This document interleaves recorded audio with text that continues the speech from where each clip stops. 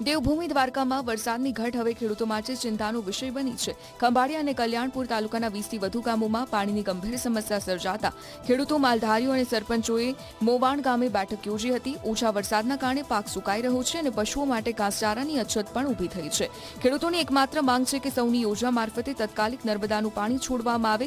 જો સમયસર પાણી નહીં મળે તો ખેતી અને પશુપાલન માટે મોટું સંકટ સર્જાવાની ભીતિ ખેડૂતો વ્યક્ત કરી રહ્યા છે।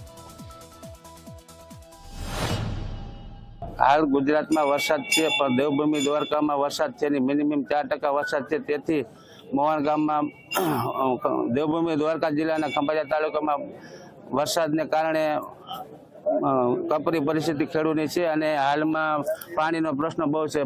मालधारी तथा खेडूने पानी समस्या बहुत तकलीफ पड़े छे। हाल में पीवाना पानी है नहीं। तो देवभूमि द्वारका में वरसाद बिल्कुल है ज नहीं। खाली आपणे उभा रही और भीजाई एवो पण वरसाद नहीं।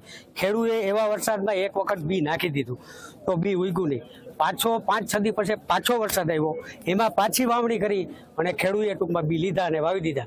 તો દેવભૂમિ દ્વારકાની અંદર સમગ્ર પાક નિષ્ફળ ગયો છે વરસાદના કારણે।